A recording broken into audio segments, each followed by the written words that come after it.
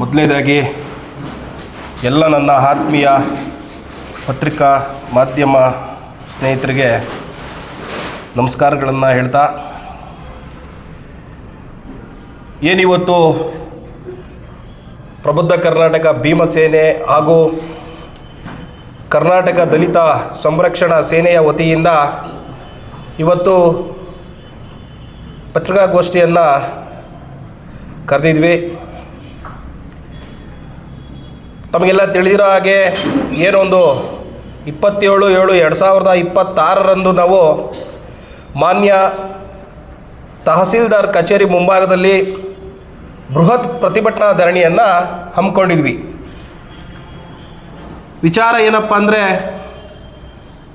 ಏನು ಗೂಳ್ಯ ನಂದಗುಂದ ಗ್ರಾಮದ survey number 28ರಲ್ಲಿ 8 ಎಕರೆ 14 ಗುಂಟೆ ಹಾಗೂ ಸರ್ವೆ ನಂಬರ್ 30ರಲ್ಲಿ 4 ಎಕರೆ 30 ಗುಂಟೆ ಸರ್ಕಾರಿ ಗೋಮಾಳದ ಜಮೀನನ್ನು ಕೆಲ ಪ್ರಭಾವಿಗಳು ನಕಲಿ ದಾಖಲಾತಿಗಳನ್ನು ಸೃಷ್ಟಿಸಿಕೊಂಡು ಸುಮಾರು 100 ಕೋಟಿ ಆಸ್ತಿಯನ್ನು ಕಬಳಿಸಿರೋದು ಎಲ್ಲ ಗೊತ್ತಿದ್ರೂ ಸಹ ನಾವು ಹೇಗೆ ಸುಮ್ಮನಿರಬೇಕಾಗಿತ್ತು.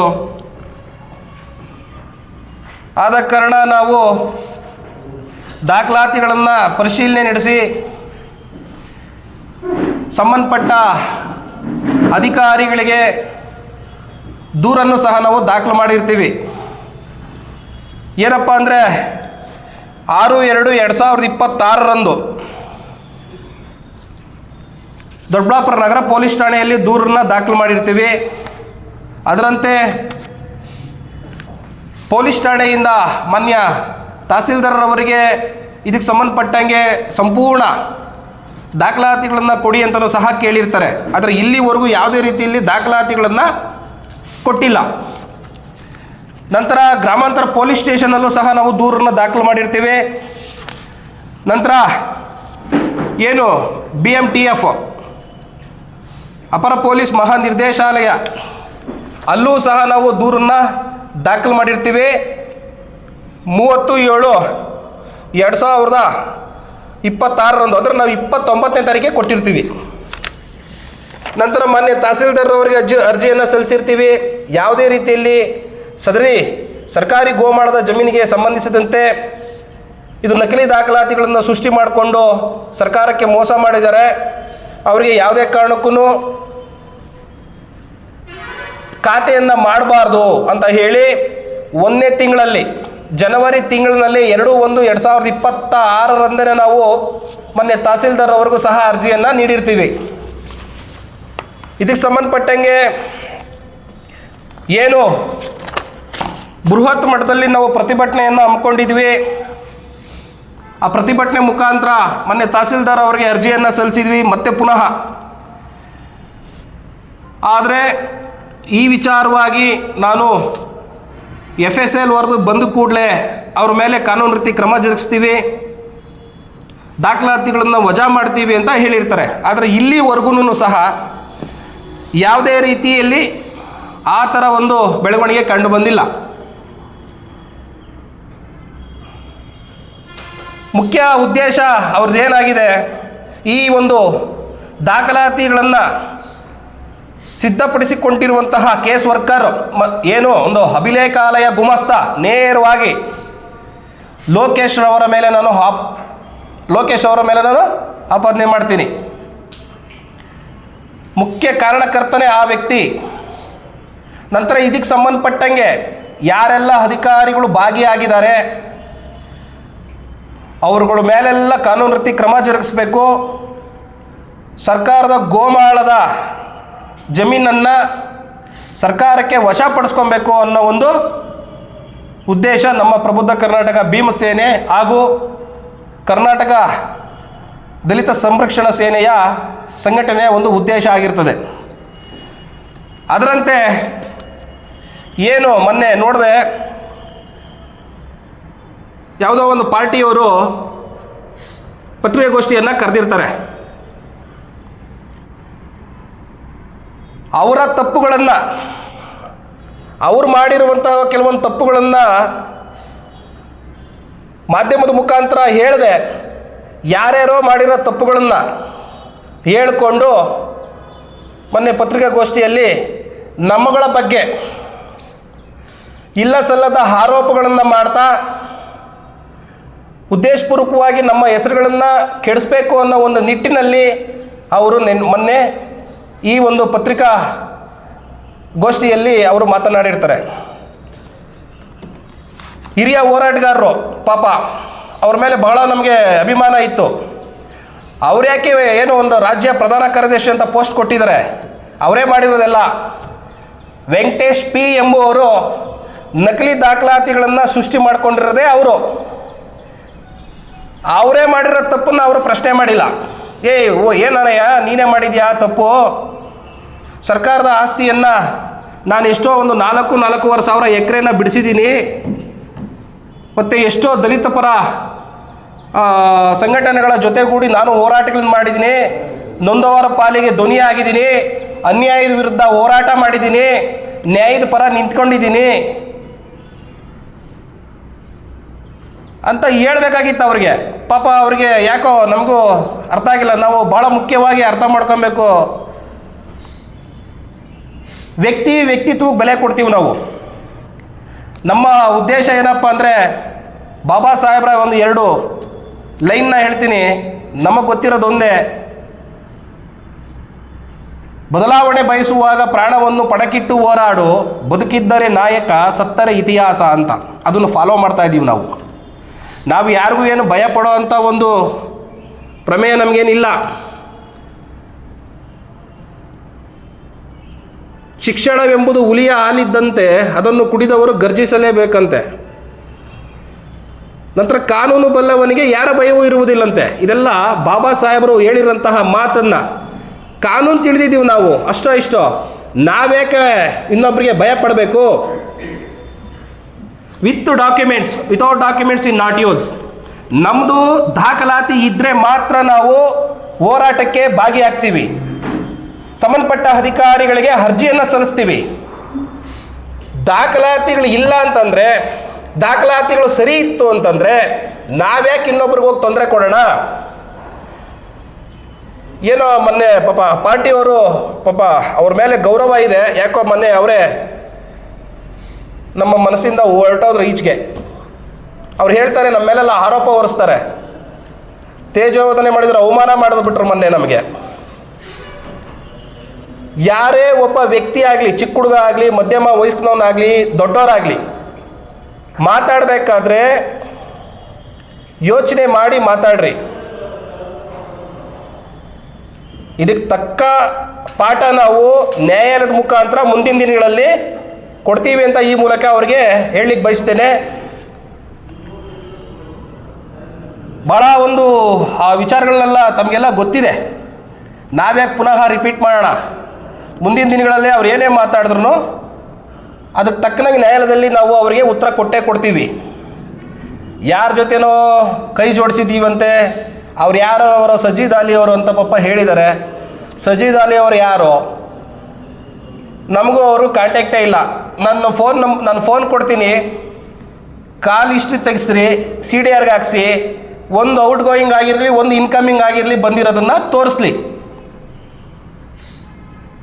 ಸುಮ್ಮನೆ ಆರೋಪ ಮಾಡೋದಲ್ಲ.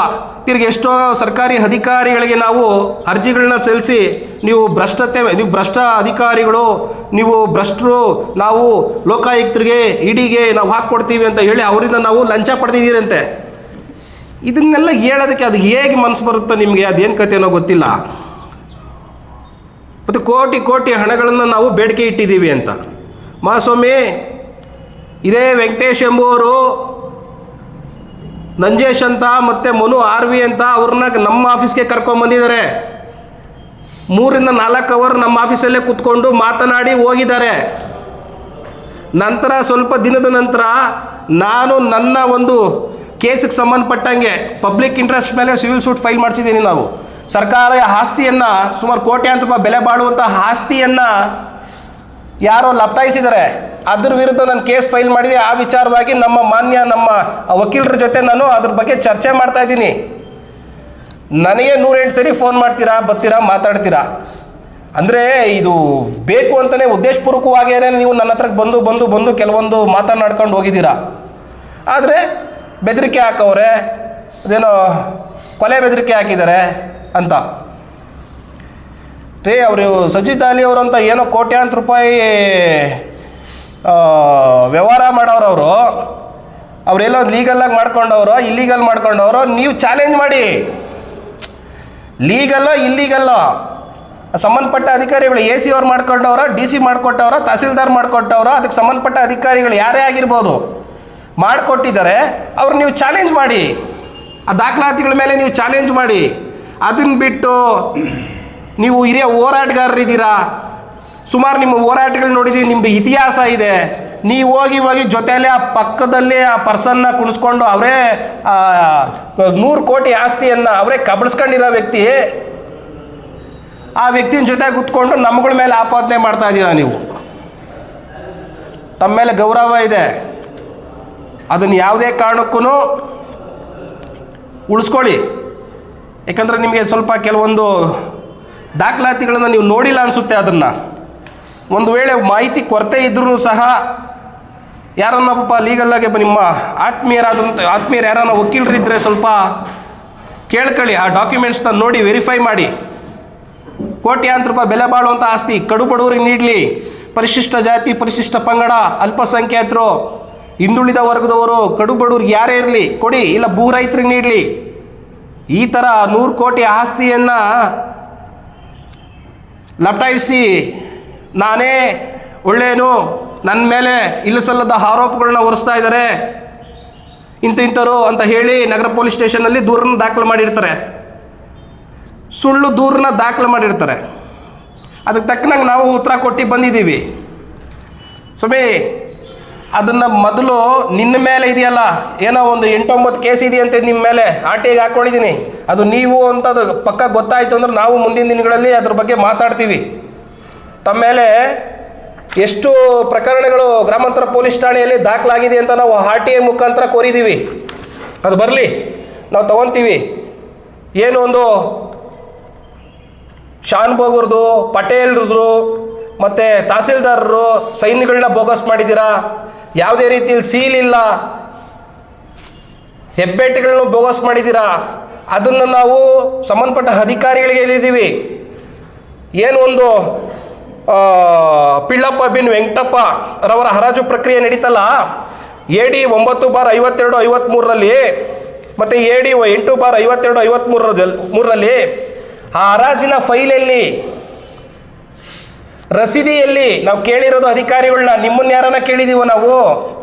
ಇದನ್ನು ಕೇಳಿದ್ದಕ್ಕೆ ನಂತರ ಬಗರ್ ಹುಕುಂ ತತ್ರಾಂಶದಲ್ಲಿ ಪೋಡಿ ಆಂದೋಲನದಲ್ಲಿ ನಮೂದಾಗಿದೆಯಾ ಪರಿಶೀಲನೆ ಮಾಡಿ, ಮೂಲ ದಾಖಲಾತಿಗಳನ್ನ, ಕಡತನಗಳನ್ನು ದೃಢೀಕರಿಸಿ ಕೊಡಿ. ಏನು ಒಂದು 52-53ರಲ್ಲಿ ಈ ಒಂದು ಪ್ರಕ್ರಿಯೆ ನಡೀತಲ್ಲ, ಆ ಮೂಲ ದಾಖಲಾತಿಗಳನ್ನು ಕೊಡಿ. ನಂತರ ಏನು ಒಂದು 92-91-92ರಲ್ಲಿ ಆ ಫೈಲ್ನಲ್ಲಿ 40 ವರ್ಷದ ಹಿಂದಿನ ಫೈಲು, 52-53ರಲ್ಲಿ ಆಗಿರೋ ಹಿಂದಿನ ಫೈಲು ಹೆಂಗ್ರಿ ಸೇರಿಸ್ತಾ ಇರೋದಕ್ಕೆ, ಇವನ್ನೆಲ್ಲ ಕೇಳಿರೋದಕ್ಕೆ ನಮ್ಮ ಮೇಲೆ ಇಲ್ಲ ಸಲ್ಲದ ಆರೋಪಗಳನ್ನ ಹೊರಿಸ್ತಾ ಇದ್ದೀರಾ, ಅವಮಾನ ಮಾಡ್ತಾ ಇದ್ದೀರಾ, ತೇಜೋವಧನೆ ಮಾಡ್ತಾ ಇದ್ದೀರಾ.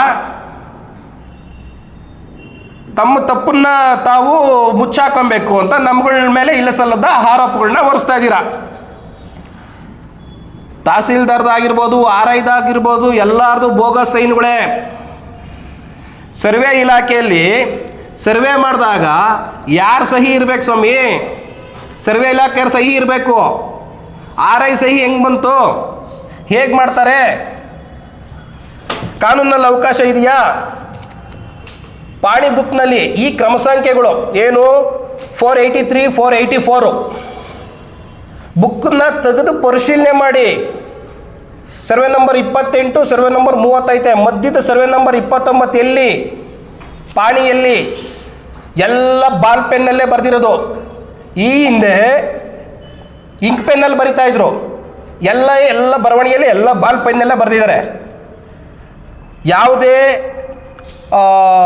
ಕಾರಣಕ್ಕೂ ನೀವು ದಾಖಲಾತಿ ನೋಡಿಬಿಟ್ರೆ ಇದು ನಿಜವಾಗ್ಲೂ ಫ್ರಾಡ್ ಆಗಿದೆ. ನಮ್ಮ ಆತ್ಮೀಯರು ಒಬ್ಬರು ನಮ್ಮ ಪತ್ರಕರ್ತರು ನೋಡಿದ್ರು, ಎಲ್ಲ ಬೋಗಸ್ ಆಗಿದೆ ಅಂತ. ದಾಖಲಾತಿ ಬೇಕಾದ್ರೆ ಯಾರಿಗೆ ಬೇಕಾರೋ ಎಂಟೈರ್ ಕರ್ನಾಟಕನೇ ಕೇಳಲಿ ನನಗೆ, ಡಾಕ್ಯುಮೆಂಟ್ ಸಬ್ಮಿಟ್ ಮಾಡಿ ಅಣ್ಣ ನಾವು ಸಹ ಭಾಗಿಯಾಗ್ತೀವಿ, ಸರ್ಕಾರದ ಆಸ್ತಿಯನ್ನು ಉಳಿಸೋಣ ಅಂತಂದ್ರೆ ದಯವಿಟ್ಟು ನನ್ನ ನಂಬರ್ಗೆ ಕಾಲ್ ಮಾಡಿ. ನಾನು ಎಲ್ಲರಿಗೂ ಒಂದು ಸೆಟ್ ಜೆರಾಕ್ಸ್ ಕೊಡ್ತೀನಿ ದಾಖಲಾತಿಗಳನ್ನ. ಯಾವ್ಯಾವ ರೀತಿಯಲ್ಲಿ ಅವರು ಬೋಗಸ್ ಮಾಡಿದ್ದಾರೆ ಅಂತ ನೇರವಾಗೇ ಗೊತ್ತಾಗ್ಬಿಡುತ್ತೆ. ತೆಗಿರಿ, ILRR ಪ್ರತಿ ಕೊಡ್ರಿ, ಪ್ರತಿ ಕೊಡಿ. ನಂತರ ಏನು ಒಂದು ಸರ್ವೆ ನಂಬರ್ 28 ಗೋಮಾಳದಲ್ಲಿ 28ರಲ್ಲಿ 1 to 5 ಹೇಗೆ ಮಾಡ್ತಾರೆ?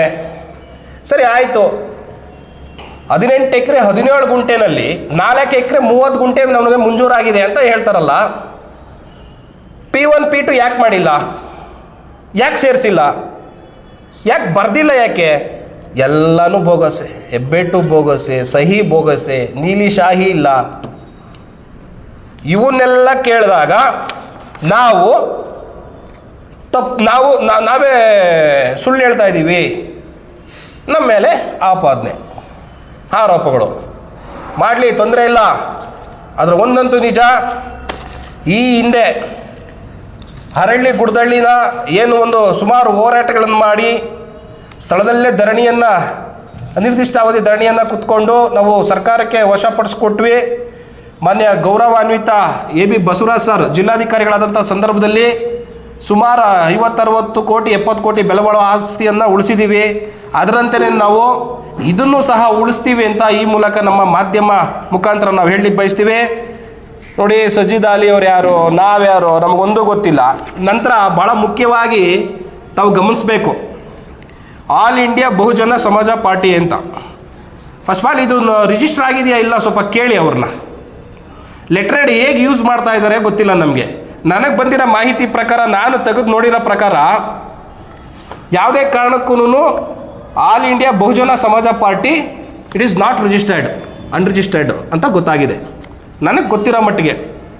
ಇವರು ಲೆಟ್ರೇಡ್ಗಳನ್ನ ಒಡಿಸ್ಕೊಂಡು ಇವರು ಎಲ್ಲೆಲ್ಲಿ ಲೆಟ್ರೇಡನ್ನ ಯೂಸ್ ಮಾಡ್ತಾ ಇದ್ದಾರೆ. ಸ್ವಾಮಿ, ನಾವು ಕೂಲಿ ಮಾಡಿ ಬಂದಿರೋರು, ನೀವು ಎಷ್ಟು ಕೋಟಿಗಿದ್ದೀರೋ ನಮಗೆ ಗೊತ್ತಿಲ್ಲ. ಮೋಸ್ಟ್ಲಿ ನೀವು ಏನೋ ಗಾರೆ ಕೆಲಸಕ್ಕೆ ಹೋಗಿದ್ದೀರೋ, ಮಣ್ಣು ಕೆಲಸಕ್ಕೆ ಹೋಗಿ ಸಂಪಾದನೆ ಮಾಡಿದ್ದೀರೋ, ದುಡ್ಡು ಗೊತ್ತಿಲ್ಲ. ನಮ್ಗಳ ಮೇಲೆ ಆಪಾದನೆ ಮಾಡ್ತಾ ಇದ್ದೀರಾ. ಎಷ್ಟರ ಮಟ್ಟಿಗೆ ಸರಿ? ಒಂಥರ ಕಾಮಿಡಿ ಅನಿಸ್ತು ನಮಗೆ. ಭಾಳ ಗೌರವ ಇದೆ ಅವ್ರ ಮೇಲೆ, ಇದನ್ನೆಲ್ಲ ಹೇಳ್ಬಾರ್ದು ನಾವು. ಆದರೂ ಸಹ ಹೇಳ್ತಾ ಇದ್ದೀವಿ. ಯಾಕೆ ಹೇಳ್ತಾ ಇದ್ದೀವಿ ಅಂದರೆ, ನಮ್ಮ ಮೇಲೇ ಆಪಾದನೆ ಮಾಡಿದಾಗ ನಾವು ಹೇಳಲೇಬೇಕು. ದಯವಿಟ್ಟು ನಮ್ಮ ಪತ್ರಿಕಾ ಮಾಧ್ಯಮ ಮುಖಾಂತರ ನಾನು ಹೇಳೋದು ಬಯಸೋದಿಷ್ಟೇ, ಇದೊಂದು ಪಾರ್ಟಿ ಇದೆ. ಮೊನ್ನೆ ಮೀಟಿಂಗ್ ನಡೀತು. ಮೀಟಿಂಗ್ ನಡೆದಾಗ ಲೆಟ್ರೇಡ್ ಯೂಸ್ ಮಾಡಿದ್ದಾರೆ. ನಮ್ಮ ಬಗ್ಗೆ ಇಲ್ಲ ಸಲ್ಲದಲ್ಲ ಏನು ಇದಕ್ಕೆ ಕ್ರಿಮಿನಲ್ ಮೊಕದ್ದಮೆ ಅಡಿಯಲ್ಲಿ ಕೇಸ್ನ ದಾಖಲು ಮಾಡಬೇಕು. ಇವರು ಎದುರಿಸ್ತಾ ಇದ್ದಾರೆ. ಈ ಥರ 2 ಸಂಘಟನೆ ಇಟ್ಕೊಂಡು ಈ ಥರ ಹಿಂಗೆ ಮಾಡ್ತಾ ಇದ್ದಾರೆ. ಇವ್ರನ್ನ ನಾವು ಏನು ಗಡಿಪಾರು ಮಾಡಬೇಕು, ಇವ್ರ ಮೇಲೆ ಕ್ರಿಮಿನಲ್ ಮೊಕದ್ದಮೆ ಅಡಿಯಲ್ಲಿ ಕೇಸ್ ಫೈಲ್ ಮಾಡಬೇಕು, ರೌಡಿ ಶೀಟರ್ಗಳನ್ನ ಮಾಡಬೇಕು ಅಂತೆ. ಅದೇನು ಹೇಳ್ತೀರೋ, ಅದೇನು ಕಥೆನ ನಮಗೊಂದು ಗೊತ್ತಿಲ್ಲ. ಸ್ವಾಮಿ, ದಯವಿಟ್ಟು ಮಾಹಿತಿ ಕೊರತೆ ಇದ್ದರೆ ದಯವಿಟ್ಟು ಬನ್ನಿ ನಮ್ಮ ಹತ್ರ ಮುಖಾಮುಖಿ ಕೂತ್ಕೊಳ್ಳಿ, ಮಾತಾಡೋಕ್ಕೆ ನಾನು ರೆಡಿ ಇದ್ದೀನಿ. ದಾಖಲಾತಿಗಳನ್ನು ನಿಮಗೆ ಬೇಕಾದ್ರೆ ಸಬ್ಮಿಟ್ ಮಾಡ್ತೀನಿ. ತಮ್ಮ ಮೇಲೆ ಗೌರವ ಇದೆ, ಒತ್ತಿ ಹೇಳ್ತಾ ಇದ್ದೀರಿ. ಮತ್ತೊಮ್ಮೆ ಈ ರೀತಿ ನೀವು ಅಪಪ್ರಚಾರ ಮಾಡೋದು, ನಮ್ಮ ಮೇಲೆ ಇಲ್ಲ ಸಲ್ಲದ ಆರೋಪಗಳು ಮಾಡೋದು ಬಿಟ್ಬಿಡಿ. ಹಿರಿಯ ಹೋರಾಟಗಾರರಿದ್ದೀರ ನೀವು, ನಮಗೂ ಒಂದು ಹೆಮ್ಮೆ ಅನಿಸುತ್ತೆ. ನಿಮ್ಮನ್ನು ನೋಡಿ ನಾವು ಬೆಳೆದಿದ್ದೀವಿ. ಇದನ್ನು ದಯವಿಟ್ಟು ಯಾವುದೇ ರೀತಿಯಲ್ಲಿ ಬಿಡಿ, ಸರ್ಕಾರದ ಆಸ್ತಿಯನ್ನು ಉಳಿಸೋಣ, ಕಡು ಬಡವರಿಗೆ ನೀಡೋಣ ಅಂತ ಹೇಳ್ತಾ 1-2 ಮಾತುಗಳನ್ನು ನಾನು ಹೇಳಿ ನನ್ನ ಮಾತುಗಳನ್ನ ಮುಗಿಸ್ತಾ ಇದ್ದೀನಿ. ನಂತರ ಕರ್ನಾಟಕ ದಲಿತ ಸಂರಕ್ಷಣಾ ಸೇನೆಯ ರಾಜ್ಯಾಧ್ಯಕ್ಷರಾದ ಮಂಜುನಾಥ್ ಮಾತಾಡ್ತಾರೆ. 1-2 ನಿಮಿಷ ಕೇಳಿ.